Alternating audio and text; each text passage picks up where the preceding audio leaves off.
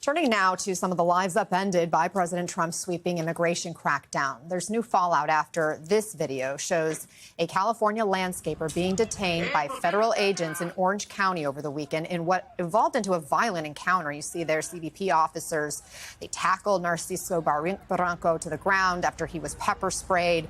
He had been using that weed trimmer on a job site, which is why you may see it there in the video. Agents are seen, you can see here, striking him several times before they put him in an unmarked car. Now, the arrest drew national attention, and we've learned Narciso is the father of 3 U.S. Marines. One of his sons telling MSNBC that his dad taught them to be appreciative of this country and to always give back. That son joins us now, Marine Corps veteran Alejandro Barranco. Thank you so much, Alejandro, for being here. I know it's been a traumatic past couple of days. We've all seen that video. It's difficult to watch that encounter.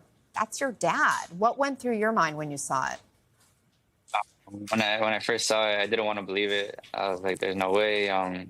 Just the way they handled it was just so unprofessional. I was really mad. I was really sad, and I felt powerless. I know you talked to your dad. You had a chance to visit with him. What is his status now? Is he physically okay?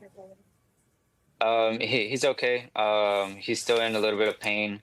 His eyes are still red. He still has the same clothes on as in that video. He has blood on his shirt.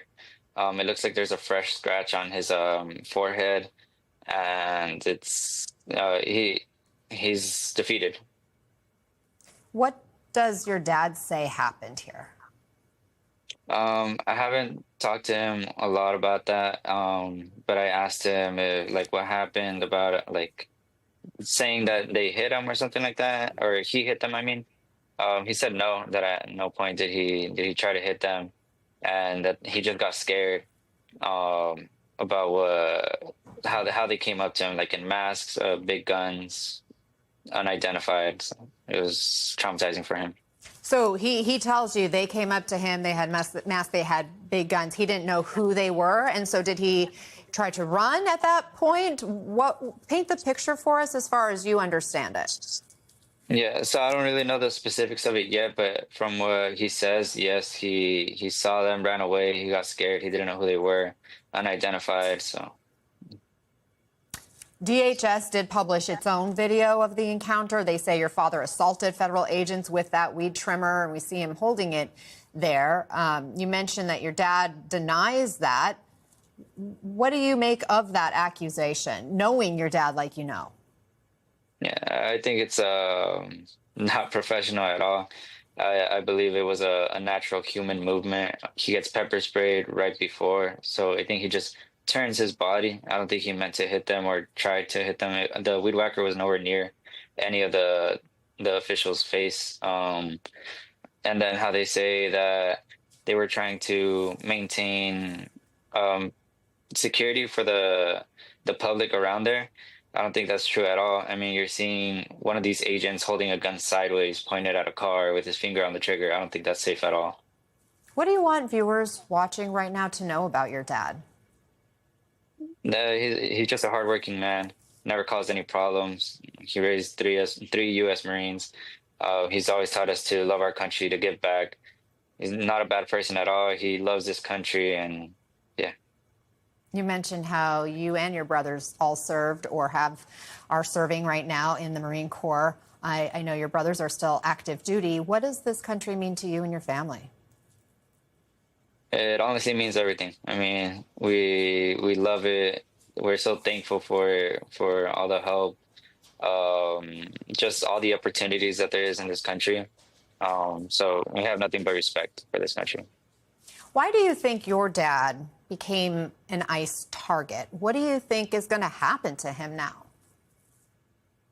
I believe he was racially profiled. Just because he was working that job, maybe the way he was dressed, the color of his skin.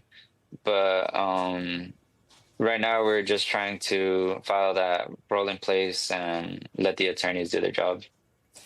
What do you say to people who believe your father doesn't belong in this country because he didn't do it the so-called right way? I don't think that there is an easy a way for him to do this type of stuff, legal.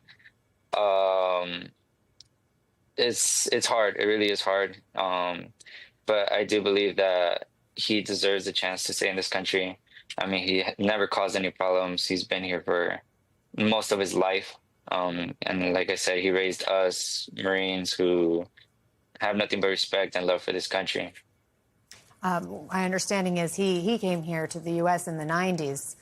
Just to give our viewers some context of how long your family has been in America and has entrenched itself in the community there in California. In an earlier interview with my colleagues Nicole Wallace and Jacob Sobroff, you had said that despite these challenges that your family is facing now, you still have optimism for this country and that you're hopeful for the future. Where does that come from?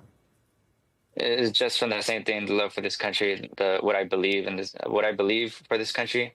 I know that the right people are going to do the right things, and it's amazing, the community, all the support from everywhere from my neighbors to people representing our city.